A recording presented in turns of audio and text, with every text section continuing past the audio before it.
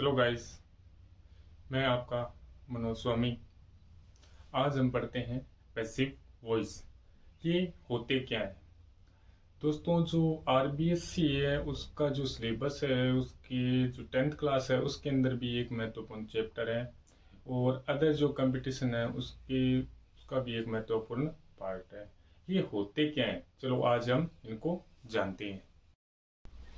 जो हम ये पैसिव वॉइस है, डायरेक्ट इनडायरेक्ट यानी नरेशन जिनको बोलते हैं, रिपोर्टर्स भी जिनको बोलते हैं, ये होते क्या दोस्तों? ये जो अपनी जो भाषा है उसको व्यक्त करने का एक वे है, यानी तरीका है, जिसके माध्यम से ना अपनी हम भाषा को व्यक्त कर सकते हैं।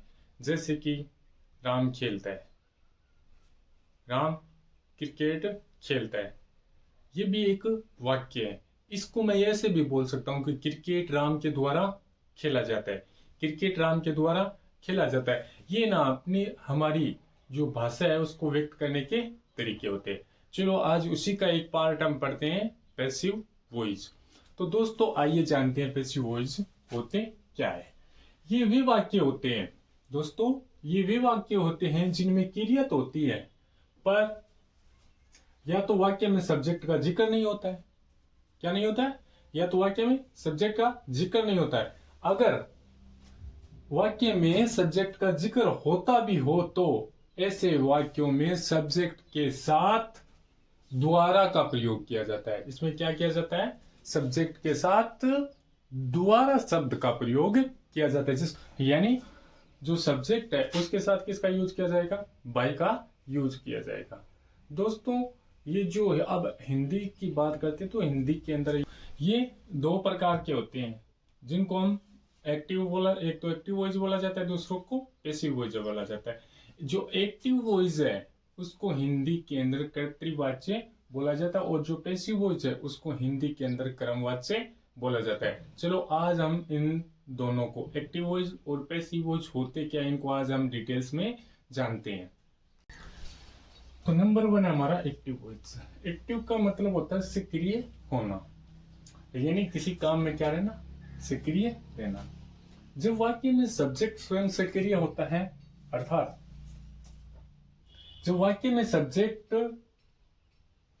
खुद क्या करता है? काम करता है, तो उसको क्या बोलते हैं? हम एक्टिव वॉइस बोलते हैं, जिसका अर्थ होता है सक्रिय रहना। जैसे मनोज राइट्स ए लेटर। अब ये जो मनोज है वो क्या है? लेटर लिखने में खुद क्या है? स्वतंत्र है। मनोज क्या लेटर लिखने में खुद स्वतंत्र है।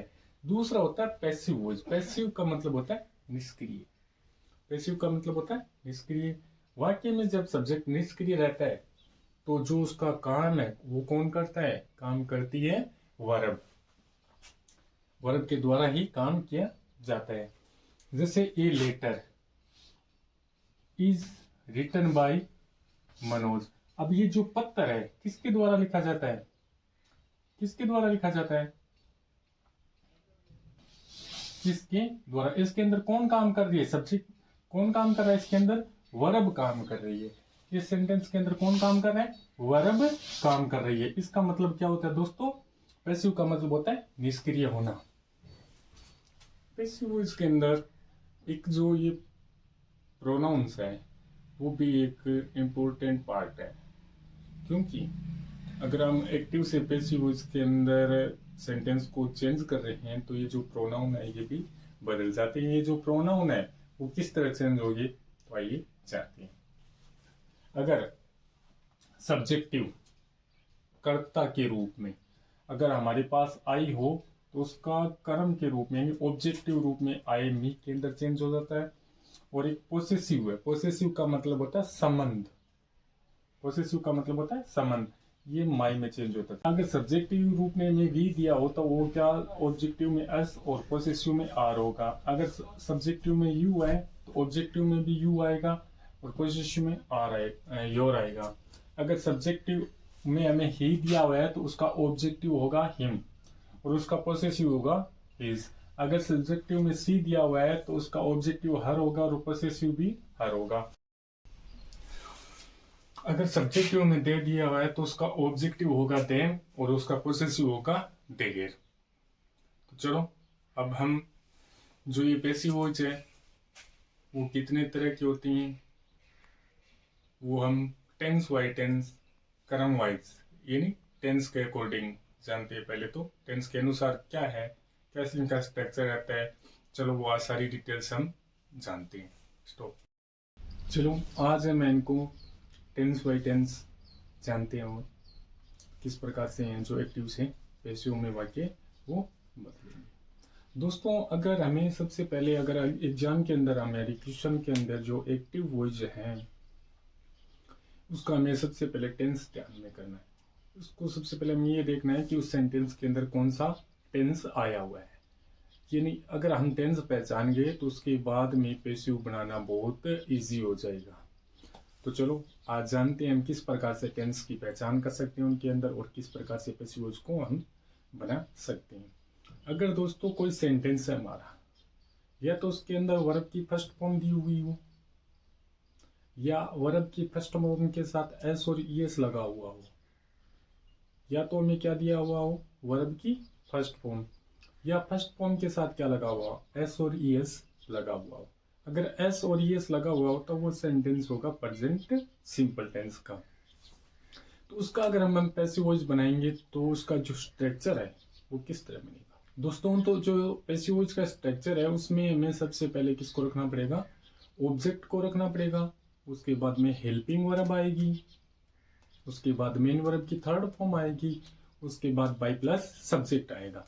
तो हम आज मान लो कि रीड कर रहे हैं प्रेजेंट सिंपल के पैसिव वॉइस बनाना। तो प्रेजेंट सिंपल के पैसिव वॉइस बना रहे हैं तो उसके अंदर जो हेल्पिंग वर्ब है वो लगेगी प्रेजेंट कंटिन्यूस टेंस की। कौन सी टेंस की लगेगी, प्रेजेंट कंटिन्यूस टेंस की लगेगी। ऑब्जेक्ट और helping verb is am are plus main verb की third form by plus subject. तो हमें सबसे पहले ध्यान में रखने वाली बात है कि जो हमारा एक्टिव वॉइस है उसका टेंस कौन सा है। उस टेंस को अगर हम पहचान गए तो उसके बाद ही हमारा पैसिव वॉइस बना पाएंगे, अन्यथा हमारा पैसिव वॉइस है वो गलत हो जाएगा। तो सबसे पहले हम प्रेजेंट पढ़ रहे हैं तो प्रेजेंट उसके अंदर यानी सब्जेक्ट दिया होगा, वर्ब की फर्स्ट फॉर्म दी होगी या वर्ब की फर्स्ट फॉर्म के साथ एस और ईएस लगा होगा। तो अगर ये मिल जाए आपको एक्टिव के अंदर तो उसका पैसिव वॉइस बनाने के लिए हमें object plus helping verb is am are plus main verb की third form by plus subject. ये एक बात और आप ध्यान रखना, चाहे सेंटेंस कौन से भी टेंस का हो अगर उसका हम पैसिव वॉइस बनाएंगे तो मेन वर्ब की थर्ड फॉर्म का यूज होगा। चाहे प्रेजेंट सिंपल का हो, चाहे प्रेजेंट कंटिन्यूस का हो, चाहे प्रेजेंट परफेक्ट का हो, पास्ट सिंपल का हो, पास्ट कंटिन्यूस का हो या पास्ट परफेक्ट का हो, कौन से भी टेंस का होगा इसके अंदर मेन वर्ब की हमेशा थर्ड फॉर्म ही लगेगी। ये बात माइंड में रखना। चलो हमारे सामने कुछ सेंटेंस दिए हुए हैं उनको आज हम रीड करते हैं। जैसे ही राइट्स ए लेटर, ये जो वाक्य है वो प्रेजेंट सिंपल टेंस का। क्यों है प्रेजेंट सिंपल टेंस का, क्योंकि वर्ब की फर्स्ट फॉर्म के साथ क्या लगा हुआ है, एस लगा हुआ है। तो चलो आज हम इसका पैसिव वॉइस बनाते किस तरह बनेगा। तो दोस्तों सबसे पहले अब हम ये जान गए कि इसके अंदर क्या है, प्रेजेंट सिंपल टेंस है। तो उस सेकंड काम करना है हमें इसके अंदर सब्जेक्ट वर्ब और ऑब्जेक्ट को पहचानना है। सेकंड काम क्या करना है हमें, सब्जेक्ट वर्ब और ऑब्जेक्ट को पहचानना है। अगर हम इनको पहचान गए, तीनों को ऑब्जेक्ट को पहचान गए तो फिर एकदम इजीली हमको इनको क्या कर सकते हैं, पैसिव वॉइस को बना सकते हैं। तो इस जो ये सेंटेंस है इसके अंदर जो लेटर है ये क्या है, हमारा ऑब्जेक्ट है। ही वो क्या करता है, काम करता है, लिखने का। क्या लिखता है, लेटर लिखता है। तो हमारा जो ऑब्जेक्ट है वो क्या है, ही लेटर, ये लेटर। अब हेल्पिंग वर्ब है वो इज एम आर है, वो किसके अनुसार आएगी, इसके अनुसार आएगी, ए लेटर इज। अब उसके बाद में हमें क्या लगाना है, मेन वर्ब की थर्ड फॉर्म, वर्ब की फर्स्ट फॉर्म दी हुई है, हमें क्या करना है, third form. A letter is written by किसके, अब ये जो ही है वो उधर जाके किस में चेंज हो जाएगा, सब्जेक्ट है, उसका ऑब्जेक्टिव क्या हो जाएगा, हिम। तो हमने देखा जो पहला वाक्य है वो किस तरह से हमने बनाया। चलो हम सेकंड वाक्य उसके वो भी देखिए। ये वाक्य वो भी प्रेजेंट सिंपल टेंस का है, क्योंकि इसके अंदर वी वर्ब की फर्स्ट फॉर्म के साथ एस लगा हुआ है और इसके अंदर ऑब्जेक्ट क्या है, क्लोथ्स है। क्या है, क्लोथ्स है। तो इसका बनाते हैं the cloth,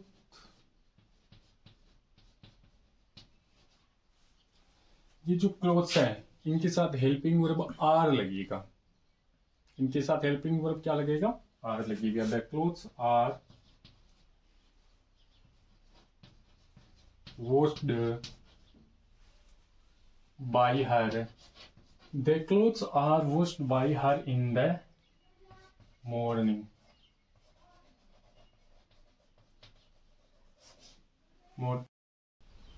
Ram teaches Hindi, Ram क्या करता है, हिंदी पढ़ाता है।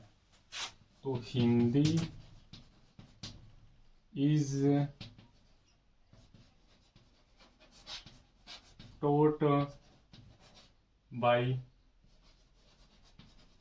राम। राम टीच हिंदी, तो Hindi is taught by Ram. Next sentence है वो वी प्ले क्रिकेट। तो क्रिकेट इज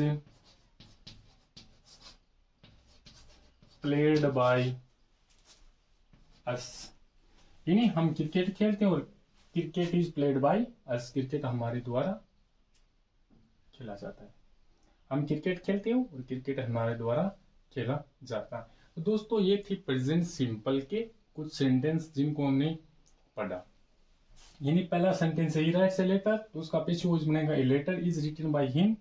सेकंड है she washes the cloth in the morning, the clothes are washed by her in the morning. Third है Ram teach Hindi, Hindi is taught by Ram. We play cricket, cricket is played by us. क्योंकि we है subjective रूप में ये है, ये pronoun किस में चेंज हो जाएगा, अस में चेंज हो जाएगा। राम है तो राम का राम आ जाएगा। अब सी था इसके अंदर सब्जेक्ट, तो इसमें हर में चेंज हो गया और इसका सब्जेक्ट क्या था, ही था, तो ये किस में चेंज हो गया, हिम में चेंज हो गया। ये थे दोस्तों प्रेजेंट सिंपल के कुछ एग्जाम्पल जिनको हमने पढ़ा था। चलो इसका हम सेकेंड पार्ट जानते हैं। हमने पहले पढ़ा था प्रेजेंट सिंपल की एफर्मेटिव सेंटेंस, उसके कैसे पैसिव वॉइस बनते हैं वो हमने जाना था। अब सेकंड जो पार्ट है वो हम पढ़ेंगे, जो प्रेजेंट सिंपल है उसकी जो नेगेटिव सेंटेंस है उसके पैसिव वॉइस कैसे बनेंगे। तो दोस्तों मेन बात ये है कि आपको टेंस पहचानना पड़ेगा। अगर कोई सेंटेंस के अंदर डू नॉट या डज नॉट लगा हुआ मिले, आपको कोई भी सेंटेंस के अंदर डू नॉट या डज नॉट लगा हुआ मिले, तो वो सेंटेंस है वो प्रेजेंट सिंपल के नेगेटिव का होगा। वो किसका होगा, प्रेजेंट सिंपल के नेगेटिव का। अगर इसका हम पैसिव वॉइस बनाएंगे तो उसका जो स्ट्रक्चर रहने वाला है वो किस तरह करेगा। सबसे पहले क्या आएगा, ऑब्जेक्ट आएगा, उसके बाद में helping verb is am are आएगी और थर्ड प्लेस पे आएगा नॉट, उसके बाद मेन वर्ब की थर्ड फॉर्म बाय और सब्जेक्ट। तो चलो हमारे पास कुछ सेंटेंस है दिए हुए हैं, उनको हम पढ़ते हैं। I do not play cricket, वह क्या नहीं करता है, मैं क्रिकेट नहीं खेलता हूं। तो इसका जो ऑब्जेक्ट है वो क्या है, cricket. Cricket is not played by me, cricket मेरे द्वारा नहीं खेला जाता है। सेकंड सेंटेंस है they do not write a story, वे क्या नहीं करते, कहानी नहीं लिखते हैं। तो a story is not written by them, उनके द्वारा एक कहानी नहीं लिखी जाती है। थर्ड सेंटेंस है she does not cook rice, तो rice is not cooked by हर।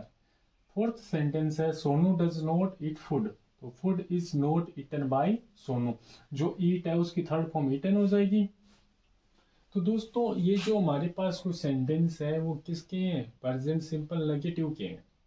तो इनके जो पैसिव वॉइस है वो इस तरह बनेंगे। इनका स्ट्रक्चर रहेगा subject is am are plus not plus main verb की third form by plus subject.